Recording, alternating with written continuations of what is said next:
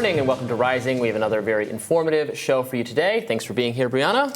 It's my pleasure, Robby. It is honestly, it's an honor to be able to be a news person at a time like this when getting accurate, holistic news is such an important thing. So yes, we hope to get across the truth with nuance, different perspectives, but arriving at some kind of policy solution that will make the world a better place. Take it away.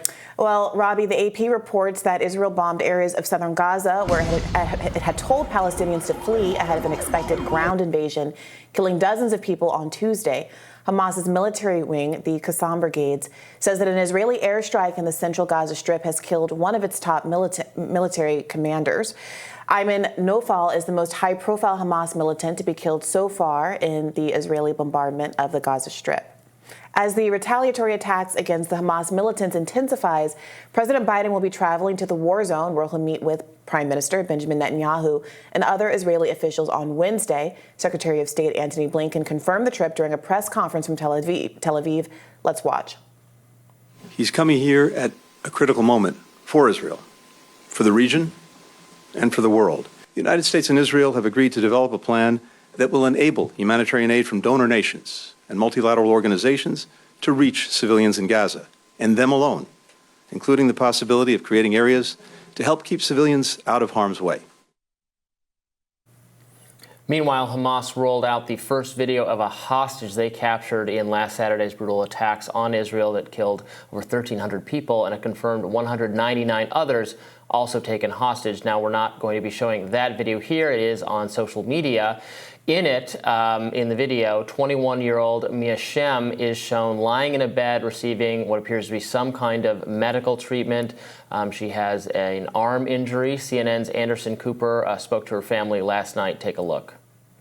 We'll do everything to bring her home. Mia, if you can see us, we want to tell you from all the family and all the people in Israel, אנחנו אוהבים אותך. And we're waiting for you. We love you. We're waiting for you. We're going to do anything to bring you home. Bring you back home. We will never stop. And after you will be here, we will continue until all the 200 hostages will be home too. We'll never stop. And the world is with us, I'm sure, because it's not our war. It's a very, very big war. According to reports, Blinken, who had marathon meetings with Israeli officials, asked Netanyahu to greenlight humanitarian aid into Gaza in order to keep the support from the international community for Israel's ground operation. On Monday, Iran issued a warning of preemptive action against Israel. Per the news reports, officials in Tehran signaled action would be taken in response to Israel's blockade on the Gaza Strip. Top diplomat and President Ibrahim Raisi said time for a political solution is running out, and Iran's foreign minister said Monday, quote, if we don't defend Gaza today, tomorrow we have to defend against these phosphorus bombs in the children's hospitals of our own country. And I think that goes to show how irresponsible and unhelpful some of the rhetoric has been from U.S. figures like Lindsey Graham, long calling for increased military posturing toward and, in fact, outright war with Iran. The last thing we want and should want is a global conflict over what's happening in Gaza between Israel and Hamas. We don't want a broader conflict. We don't want Israel to have a broader conflict with Iran. Iran shouldn't want that, and the U.S. shouldn't want that conflict, and especially the U.S. to be dragged into it. So, again, that behooves everyone involved in planning the Israeli response and what's happening now into Gaza to make it a limited affair that minimally impacts civilians. Obviously, it has already substantially impacted civilians. The time for that is over. Let's bring that to an end as quickly as we can, so that there is not like the start of an actual literal war with every a Muslim governed country on earth. Israel should not want that. That will not make Israel safer. Yeah, look, horribly, tragically, 1,300 people were killed in the Hamas attack. And we just heard from the family of one of the couple of hundred people who have been taken hostage. That is a grievous tragedy. It is also true now that in retribution, Israel has killed, it's coming up on 3,000 people in Gaza. A third of those are children. A very small percentage of them are actually Hamas. And now there's continued talk of a ground invasion. Bibi Netanyahu a few days ago made a statement where he said, "We've only just begun. I ask you to stand steadfast because we are going to change the Middle East." Now, if you're Iran and you're hearing statements like that from Bibi Netanyahu, you're hearing statements like Lindsey Graham's about needing to bomb Iran, you're seeing that Israel has already bombed the airport in a neighboring country, extending the conflict out not just beyond Gaza, but beyond anything that could be called Israel or Palestine at all, then it does seem to be an escalation, the likes of which you can understand why Iran would want to have a response. So framing it even as a preemptive response, I think, misses part of the story, which is that there are real provocations happening here that aren't dissimilar to the kind of provocations that we talk about. We're talking about Ukraine, Russia. It's not that Russia was entitled to do anything or that it's legal or ethical to invade, but if we want to stop a crisis from happening, you have to keep your eyes on what those provocations are. And we're in a position now with this conflict but to potentially cut it off at the pass. I'm curious what you make of the politics and the implications of Joe Biden physically visiting Israel at this time. Well, I mean, I'm glad to hear that it sounds like he's there in part to argue for an intervention that will be more humanitarian, for aid to go in. It sounds like he's trying to have an influence on Netanyahu that is away from a ground occupation of Gaza that will clearly draw Israel into a deeper and longer-lasting conflict, and because the U.S. is funding it, will also drag our own country into it. I would like Joe Biden to do even more to separate from the funding of other countries' wars, be it Israel or Ukraine, and concentrate on domestic problems at home. But again, this is our money. It's being spent on our behalf. And if it is being spent, again, it's being spent without the willingness of the American taxpayers. But if it is being spent, we absolutely have a right to stipulate how it's going to be used and to try to steer the conduct of this war toward peace, just like we should be steering the conflict of the Ukraine-Russia war toward some kind of peace, even if it involves Ukraine not having everything it wants, because, again, avoiding a broader conflict and more violence is the whole point. Now, look, I understand, we saw, that's the first hostage video we've seen. I'm sure we're going to see more. What Hamas has done is so evil and so so flagrantly outside any norm. They're taking hostages. They're hiding among the civilian population. The reality is has been and was going to be a response from the Israeli government to target Hamas, and very sadly, innocent people are losing their lives as a result of that. I think it's naive. It would never happen to just say, well, Israel should just not do anything about this. But we can argue that it should be more targeted and it should preserve as many civilian lives as possible. I should just note, it is not entirely unprecedented or the hostage situation. It is horrible, but it should be worth noting that there are thousands of Palestinians being kept in Israeli jails, many of them that are administrative detainees who have been kept there with any kind of due process, human rights, or even being told why they've been detained.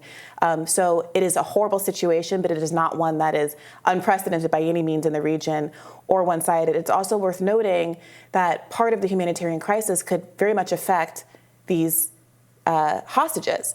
There's no water in the Gaza Strip. There was a story that came out yesterday evening about hospital staff members drinking the IV bags in hospitals because that's how desperate they are to get hydration.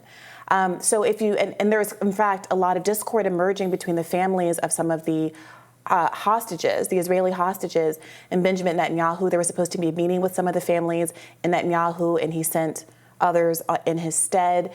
There is some feeling that he has a great deal of responsibility for this, partly because of the choice to send troops that were patrolling the Gaza border to the West Bank and the settlements there. He has a policy of growing the settlements against international law and then needing to send more and more troops out to defend them as they encroach upon what was Palestinian land, and that left some vulnerabilities potentially at the gate of Gaza. So these families are having a lot of concerns about whether or not he is acting in his best political interest or whether he's acting in the best interest of actually getting their family members back. So that's all in the backdrop as well.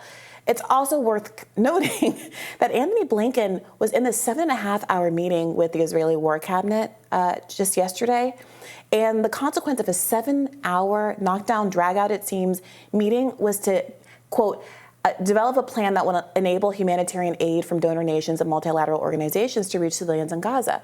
Well, isn't that what we've been talking about this whole time? And what Israel represented it was doing by allowing people to exit through the Rafah gate, to have time to evacuate to the southern half of Gaza. In fact, we saw reporting, we reported on it earlier this week, that the route to evacuate had been bombed. Yesterday, late in the day, the Rafah crossing was bombed also by Israel. And so I think there is some question as to whether these are good faith efforts being made by Israel, and the fact that they were only able to make this level of concession after 7 hours of arguing, and it's basically things they've already promised and haven't followed through on, I think should be very concerning to anybody who's even if the concerned about crossing hadn't been bombed, it sounds like the Egyptian authorities are very reluctant to allow a wave of refugees into their country. But it's also Americans and foreign nationals who are having trouble getting out of the country. Sure. And there seems to be a real disregard for their safety as well from Netanyahu's government. Sure. I mean, yes, this is the difficult position, a terrorist attack that then grabs people, puts you in, because they're hiding, they're counting on, they're using the goodwill and the desire for humanitarian efforts and limits of death to civilians among the rest of the world. I mean, they're using that against us. Well, no, there are Americans and people from other countries that are not Israel, Palestine, or anything, that are in Gaza, they're who caught are being allowed to leave through a Rafah gate, says Israel, and who would be allowed to go to Egypt and get on a flight home back to Boston or wherever they're from, and are not being allowed to do so, not because of Hamas, but because Israel bombed the Rafah gate.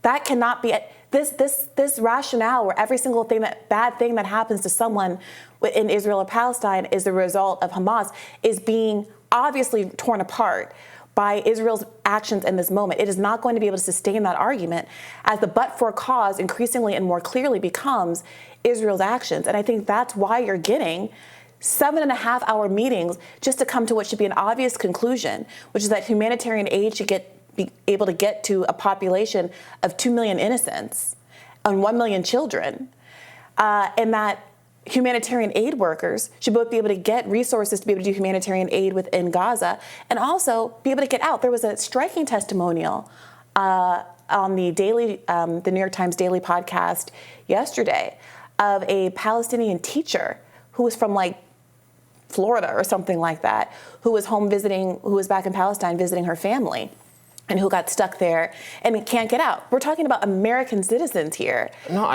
right. It's a terrible situation. But I mean, the reality is there's a terrorist organization hiding in this territory, and the Israeli authorities are trying to kill and capture them. A passport-holding American should be able to get out of the Rafah gate if Israel's representing that. I think that's probably why they bombed the gate, is to prevent Hamas terrorists from potentially escaping. Robby, that's... Well... it is both the Israeli government lying about what they're representing under pressure from the international community to do the baseline minimum. It's a checkpoint. It's a gate. It's a security checkpoint. It's all of their staff being able to sit there and vet, oh, hi, I'm a young woman from Baltimore or wherever with an American passport. It's time for me to go home. That is completely not credible, Robby, to say that you have to bomb a gate, which, by the way, you said you weren't going to do. You literally told civilians to go there.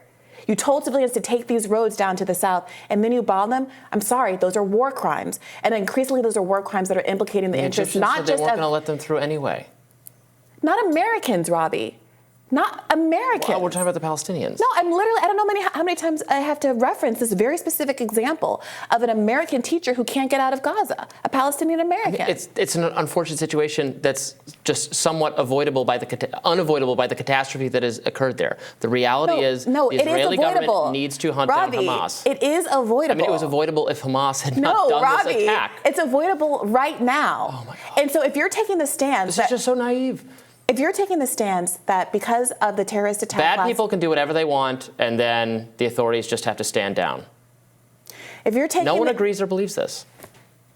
If you're taking the position that Israel can do whatever it wants because of Hamas's attack, I have not taken that position. Well, what is the limit of what Israel can do? Because right now you're saying it can bomb all exits, it can keep Americans hostage constructively in Gaza, it can cut off humanitarian supplies. Hamas is keeping the hostages, not the Israeli government. Well, now Hamas is keeping the hostages. Robbie, they should not have taken them, and they can release them. As long as we're just making magical statements about what we would like to happen, Hamas should release the hostages and hand themselves in. I really don't want to have a big fight with you.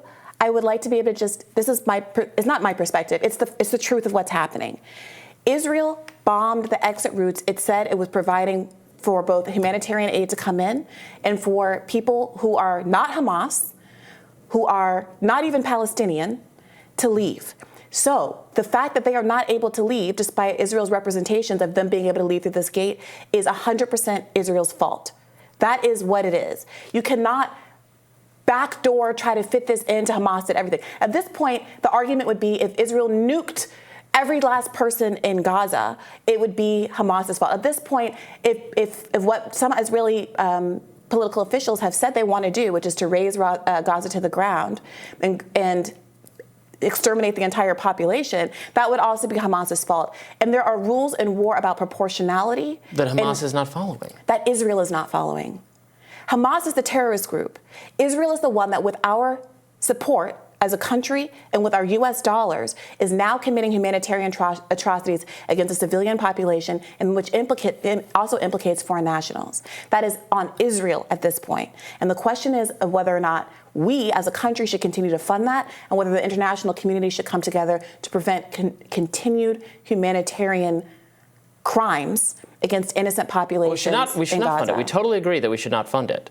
But I don't like this slippery slope of who's at fault, and I can't work out as much outrage for what, even though I disagree with a lot of the policies of the Israeli government, and I don't even know that I'm disagreeing with you what you're saying, but I can't work out the outrage for what the Israeli government is doing versus what the terrorist group did. I just don't understand. And they're at fault. We are in this situation because Hamas massacred people, blew apart babies, took prisoners, took hostages. There's no equivalent for what people detained without due process. Very bad, very against it. So Robby, civilized nations don't go kidnap people and say... Did 9/11, does that justify us killing 1 million Iraqis? Like, what is the line? We agree on these things in every other context. I don't understand the knee-jerk reaction. Yes, we're having this conversation a week after 9/11, via the analogy, instead of years later. But that shouldn't prevent us from being clear-eyed about what the obvious implications are of what's going on in Israel and Gaza. I think it's messy and it's complicated and it's difficult. So do a lot of people. And I don't think I've certainly spent plenty of the show criticizing what Israel's doing. I think the humanitarian aid should be made available. I think they should try to evacuate as many innocent civilians and Americans as possible. I think they should not get drawn into a larger ground conflict. And I think our aid should never have gone there in the first place. But I will not sit here and pretend that the big aggressor, the big bad guy in this conflict is the Israelis. That's not the argument. That's a straw man. That's a straw man, Robby.